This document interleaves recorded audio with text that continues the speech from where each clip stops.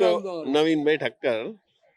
નવીનભાઈ શું કહો છો? હમણાં તો ભાઈબંધ પટેલ સાહેબે તો કીધું ધૂમ ધડાકા ફટાકડા.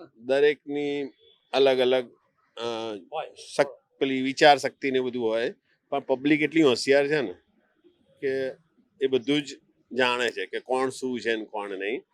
એટલે એ તો જે 4મી તારીખે આવશે ને ત્યારે જ ખબર પડશે. પણ 400 થી અંદર આવશે, 400 ની ઉપર તો કોઈ તાકાત નથી આવી શકે. એ તો 4મી તારીખે જ બતાવશે.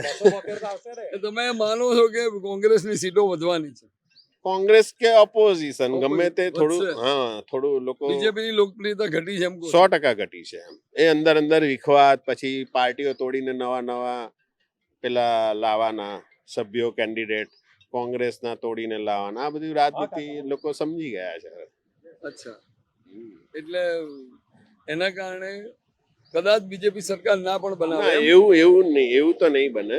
સરકાર તો બીજેપીની જ બનશે, પણ થોડું સામે ઓપોઝિશન થોડું મજબૂત થાય તો સારું છે. એમ તો વહીવટ સારો ચાલે. એક ધાર્યું લોકશાહીમાં જોઈએ નહીં તો પછી ડિક્ટેટર્સ આવી જાય. એ આગળ જોયેલું છે કે એવું ના ચાલે, પબ્લિક નહીં ચલાવે. મીડિયાના કારણે પબ્લિક જાગૃત થઈ ગઈ છે એટલે કઈ રિઝલ્ટ આપશે. હા, 100%ની વાત છે. દરેક વસ્તુ જે બતાવે છે અને ઓન ગ્રાઉન્ડમાં બહુ ફરક છે. એટલે પબ્લિક તો હોશિયાર જ છે અને એનો જવાબ 4મી તારીખે મળી જ જવાનો છે. જેને સારું કામ કર્યું, સારા કેન્ડિડેટ છે એ બધા આવવાના છે, અને જેને કામ નથી કર્યું એનો જવાબ મળી જશે. અચ્છા, મોદી સાહેબે સારું કામ નથી કર્યું છે. મોદી સાહેબે ઘણું કામ કર્યું છે. ઉપલા લેવલે તો સારું જ કામ થાય છે, આઈ એગ્રી. પણ સમહાઉ થોડું મિસ છે.